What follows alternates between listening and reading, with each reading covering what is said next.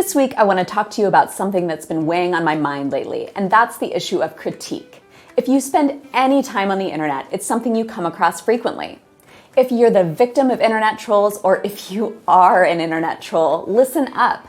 There is an etiquette to critique that has been in play for a long time in art schools all over the world. Let's see if we can learn something from that world and apply it in ours.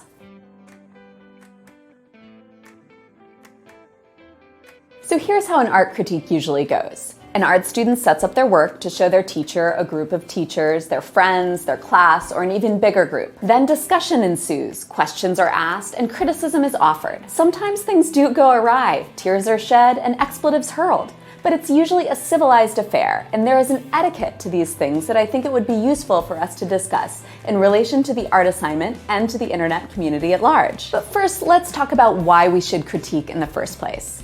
Because it's the internet and you can anonymously say whatever you want? I'd say no. Because you'd like to change the minds of the person you're critiquing? Definitely no. Critique is often most instructive for the person offering it. In looking at other people's work and formulating your opinion of it, you're learning a great deal.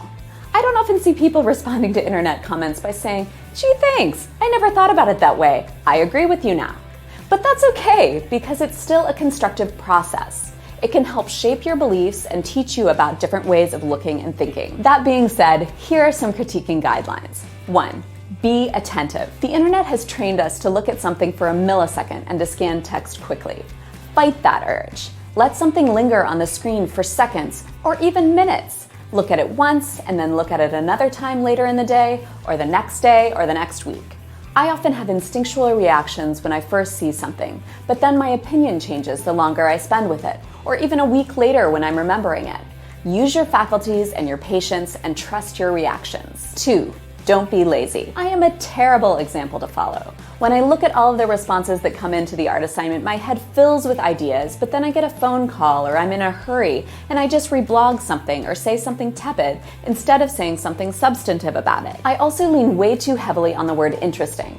It's value neutral, which is helpful, but it also says very little. For example, the history of documentary photography is interesting, but The Simpsons is also interesting. It's not a particularly specific adjective. There are lots of lazy words, and it's okay to use them sometimes, but try to follow them up with something that has teeth. Instead of saying, "This is great," say, "This is great because you've done A, B, and C, and then surprised us all by adding D." 3.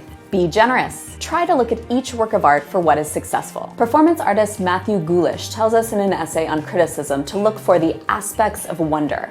We want to encourage more wonder in the world, right? So when we come across it, let's celebrate it. Criticism can be an incredible act of empathy. What made someone make that thing? Why did they do it that way? Be sympathetic to the maker and realize that the mere act of putting yourself and your work out there takes courage. 4. Find your point of entry. You don't have to have a PhD in art history to talk about art.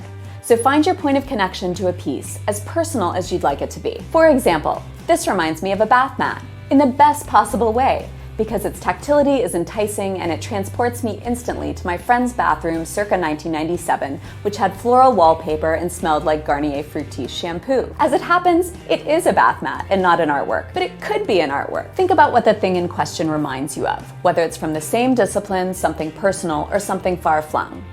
Think about the decisions that were made along the way. Maybe it's the materials used or not used. Maybe it's the way it's been arranged in space or documented for us to see. Maybe it's what the maker decided to include or exclude from the frame of the work. What are the skills on display?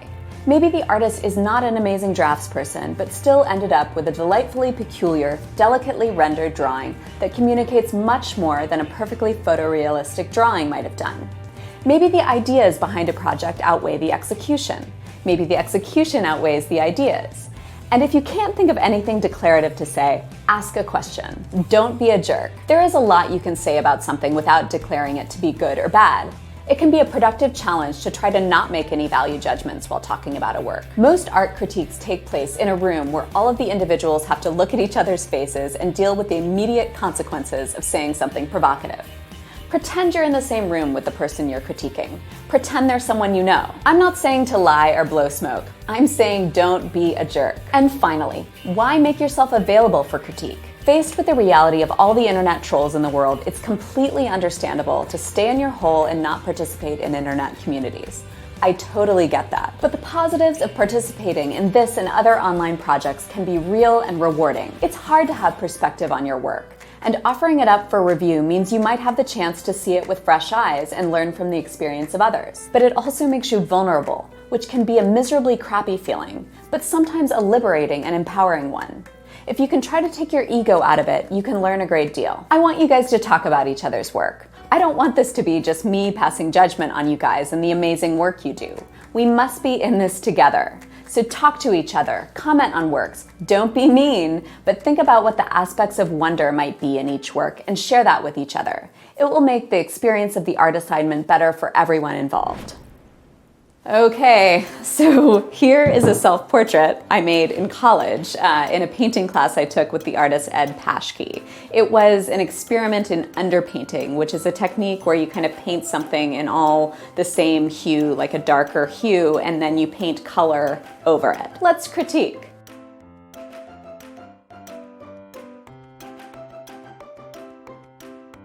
Or through commenting on videos or Tumblr posts. It makes this community interesting and worthwhile. I said interesting.